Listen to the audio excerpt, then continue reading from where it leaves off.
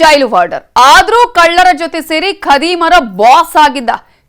ಕಂಡ ದೇವಸ್ಥಾನದಲ್ಲಿ ಕಳ್ಳತನ ಮಾಡಿಸ್ತಿದ್ದ. ಪೊಲೀಸರ ಬಲೆಗೆ ಬಿದ್ದ ಆತ ಮತ್ತೊಂದು ಭಯಾನಕ ಸತ್ಯವನ್ನ ಬಾಯ್ಬಿಟ್ಟಿದ್ದಾನೆ.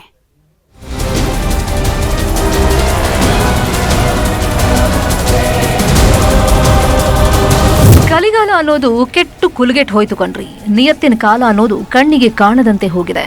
ಮಾಡಬಾರ್ದನ್ನ ಮಾಡ್ತಾ ಇದ್ದಾರೆ. ಕಂಡು ಕೇಳರಿಯದ ಕೃತ್ಯಕ್ಕೆ ಕೈ ಹಾಕ್ತಾ ಇದ್ದಾರೆ. ಅನಾಚಾರ, ಅತ್ಯಾಚಾರ, ಭ್ರಷ್ಟಾಚಾರ ತುಂಬಿ ತುಳುಕ್ತಾ ಇವೆ. ರಕ್ಷಕರೇ ಭಕ್ಷಕರಾಗಿ ಬಡಪಾಯಿಗಳ ರಕ್ತ ಹೆಣ್ತಾ ಇದ್ದಾರೆ. ಬೇಲಿಯೇ ಎದ್ದು ಹೊಲ ಮೈದೋಗೋ ಕಾಲ ಬಂದ್ಬಿಟ್ಟಿದೆ. ಗದಗ್ನಲ್ಲಿ ಆರೋಪಿಗಳಿಗೆ ಒದ್ದು ಬುದ್ಧಿ ಹೇಳಬೇಕಾಗಿದ್ದ ಜೈಲರ್ ಈಗ ಹಂತಕರ ಬಾಸ್ ಆಗಿದ್ದಾರೆ. ಈ ದೃಶ್ಯ ಒಂದ್ಸಲ ನೋಡ್ಬಿಡಿ. ಆತ ದೇವಸ್ಥಾನದ ಪೂಜಾರಿಯೂ ಅಲ್ಲ, ದೇವಿಯ ಭಕ್ತನೂ ಅಲ್ಲ. ಮಠ ಮಧ್ಯಾಹ್ನವೇ ದೇವರ ಮೇಲಿರೋ ಚಿನ್ನ ದೋಚ್ತಾ ಇರೋ ಈತ ಬೇರ್ಯಾರೂ ಅಲ್ಲ, ಖತರ್ನಾಕ್ ಕಳ್ಳ. ಇದೊಂದೇ ದೇವಸ್ಥಾನ ಅಲ್ಲ, ಕಂಡಲ್ಲಿ ಸಿಕ್ಕಲ್ಲಿ ದೋಚೋದೆ ಈ ಚೋರರ ಚಾಳಿ. ಹೆಸರು ಪ್ರಸಾದ್ ಅಂಡ್ ಪ್ರದೀಪ್. ಇವರಿಬ್ಬರಿಗೆ ಜೈಲರ್ ವಾರ್ಡನ್ ಆಗಿದ್ದ ಈ ಶ್ರೀಕಾಂತನೇ ಬಿಗ್ ಬಾಸ್.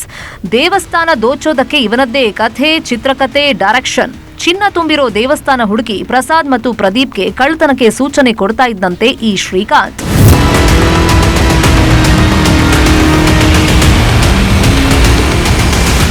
ಜೈಲ್ ವಾರ್ಡನ್ ಆಗಿದ್ದ ಈ ಶ್ರೀಕಾಂತ್ಗೆ ಚಿತ್ರದುರ್ಗ ಜೈಲಿನಲ್ಲಿ A1 ಪ್ರಸಾದ್ ಪರಿಚಯವಾಗಿತ್ತು. ಇದೇ ಪರಿಚಯದಿಂದಲೇ ಕಳ್ಳತನದ ಬಿಸ್ನೆಸ್ ಮಾಡೋದಕ್ಕೆ ಪಕ್ಕಾ ಪ್ಲಾನ್ ಮಾಡಿಕೊಂಡಿದ್ರು. ಅದಕ್ಕಾಗಿ ಬರೋಬ್ಬರಿ 1,90,000 ರೂಪಾಯಿ ಖರ್ಚು ಮಾಡಿ ಪ್ರಸಾದ್ಗೆ ಬೇಲ್ ಕೊಡಿಸಿದ್ದ ಶ್ರೀಕಾಂತ್. ಅಲ್ಲಿಂದ ಇವರು ಕಳ್ಳತನಕ್ಕೆ ಕೈ ಹಾಕ್ತೇ ಇರೋ ದೇವಸ್ಥಾನವೇ ಇರಲಿಲ್ಲ. ಗದಗ, ಹಾವೇರಿ, ತುಮಕೂರು, ವಿಜಯನಗರ, ಚಿತ್ರದುರ್ಗ, ಶಿವಮೊಗ್ಗ ಈ 6 ಜಿಲ್ಲೆಗಳ ದೇವಸ್ಥಾನಗಳಲ್ಲಿ ಹೆವಿ ಕೈಚಳಕ ತೋರಿದ್ರು. ಸದ್ಯ ಈ ಖತರ್ನಾಕ್ ಗ್ಯಾಂಗ್ ಅನ್ನ ಲಕ್ಷ್ಮೇಶ್ವರ ಪೊಲೀಸರು ಅರೆಸ್ಟ್ ಮಾಡಿದ್ದಾರೆ. ಬಂಧಿತರಿಂದ 46 ಲಕ್ಷ ಮೊತ್ತದ ಚಿನ್ನ, ಬೆಳ್ಳಿ, ವಾಹನಗಳನ್ನ ಜಪ್ತಿ ಮಾಡಿದ್ದಾರೆ.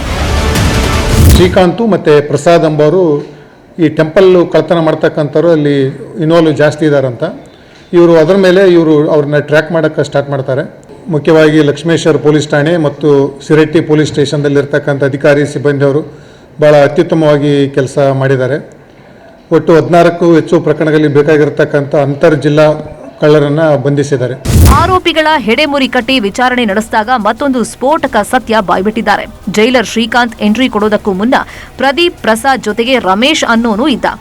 ಆದ್ರೆ ಶ್ರೀಕಾಂತ್ ಬಂದ್ಮೇಲೆ ರಮೇಶ್ಗೆ ಕೋಪ ನೆತ್ತಿಗೇರಿತ್ತು. ನಾನು ಎಲ್ಲವನ್ನು ಪೊಲೀಸರಿಗೆ ಹೇಳ್ತೀನಿ ಅಂತ ಬೆದರಿಕೆ ಹಾಕಿದ್ದ. ಇದರಿಂದ ರಾಣೆಬೆನ್ನೂರಿನಲ್ಲಿ ಶ್ರೀಕಾಂತ್ ಜೊತೆ ಸೇರಿ ಸ್ವಂತ ಅಣ್ಣನನ್ನೇ ಕಲ್ಲು ಎತ್ತಾಕಿ ಕೊಲೆ ಮಾಡಿದ್ದ ಪ್ರಸಾದ್. 1.5 ವರ್ಷದ ಹಿಂದೆಯೇ ರಮೇಶ್ ಮರ್ಡರ್ ಮಾಡಿದ್ರು ಅನ್ನೋದು ಬಯಲಾಗಿದೆ. ಕೊಲೆ ಬಳಿಕ ಲೇಔಟ್ ಒಂದರಲ್ಲಿ ಆತನ ಶವ ಹೂತು ಹಾಕಿರೋದಾಗಿಯೂ ಬಾಯ್ಬಿಟ್ಟಿದ್ದಾರೆ. ಈ ರಾಣೆಬೆನ್ನೂರದಲ್ಲಿ ಒಂದು ಲೇಔಟಲ್ಲಿ ಕರ್ಕೊಂಡು ಹೋಗಿಬಿಟ್ಟು ಅವನಿಗೆ ಕುಡಿಸ್ಬಿಟ್ಟು ಈ ಶ್ರೀಕಾಂತ್ ಮತ್ತು ಪ್ರದೀಪ ಸೇರಿಬಿಟ್ಟು ಅವನಿಗೆ ಮರ್ಡರ್ ಮಾಡ್ತಾರೆ. ಮರ್ಡರ್ ಮಾಡಿಬಿಟ್ಟು ಆ ಜಾಗದಲ್ಲಿನೂ ಕೂಡ ಒಂದು ಮನೆಯದ ಕನ್ಸ್ಟ್ರಕ್ಷನ್ ನಡೆದಿರುತ್ತೆ. ಅಲ್ಲಿ ಸುತ್ತಿಗೆ ಮತ್ತು ಇದು ಏನು ಕನ್ಸ್ಟ್ರಕ್ಷನ್ಗೆ ಇಕ್ವಿಪ್ಮೆಂಟ್ಸ್ ಇರುತ್ತೆ, ಅದನ್ನು ತಗೊಂಡ್ಬಿಟ್ಟು ಅಲ್ಲಿ ಪಕ್ಕದಲ್ಲಿ ಇರ್ತಕ್ಕಂಥದ್ದು ಹೋಗಿ ಒಂದು ಗುಂಡಿ ತೋಡಿಬಿಟ್ಟು ಅದರಲ್ಲಿ ಊತಾಕಿ ಅದರ ಮೇಲೆ ಈ ಲೇಔಟಿಗೆ ಉಪಯೋಗ ಮಾಡಿರ್ತಕ್ಕಂಥದ್ದು ಕಲ್ಲು ಏನಿರುತ್ತೆ ಅದ್ರ ಕಲ್ಲನ್ನು ಇಡ್ತಾರೆ. ಸೊ ಇದು ಕೂಡ ಒಂದು ನಮ್ಮದು ಈ ವಿಚಾರಣೆ ಮಾಡೋ ಟೈಮ್ದಲ್ಲಿ ಇದು ಕೂಡ ಆಗಿದೆ.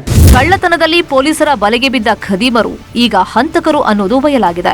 ಮೃತ ರಮೇಶ್ ಹೂತು ಹಾಕಿದ್ದ ಜಾಗಕ್ಕೆ ಆರೋಪಿಗಳನ್ನ ಕರೆದೊಯ್ಯಲು ಪೊಲೀಸರು ಮುಂದಾಗಿದ್ದಾರೆ. ಸದ್ಯ ಜೈಲರೇ ಜೈಲು ಸೇರಿದ್ದು ವಿಪರ್ಯಾಸ ಅಲ್ವಾ? ಸಂತೋಷ್ ಕೊಂಡೂರ, ನ್ಯೂಸ್ 18 ಗದಗ. ಕನ್ನಡಿಗರ ನೆಚ್ಚಿನ ನ್ಯೂಸ್ 18 ಕನ್ನಡ ಈಗ ವಾಟ್ಸ್ಆಪ್ನಲ್ಲೂ ಲಭ್ಯ. ಕರ್ನಾಟಕ, ದೇಶ ವಿದೇಶಗಳ 360 ಡಿಗ್ರಿ ಸುದ್ದಿಯ ವಿವರಗಳನ್ನ ನಿಮ್ಮ ಕೈ ಬೆರಳುಗಳಲ್ಲೇ ಪಡಿಲಿಕ್ಕೆ ಈ QR ಕೋಡ್ ಅನ್ನ ಸ್ಕ್ಯಾನ್ ಮಾಡಿ, ನಮ್ಮ ಚಾನಲ್ ಫಾಲೋ ಮಾಡಿ, ನೋಟಿಫಿಕೇಶನ್ ಆನ್ ಮಾಡಿ.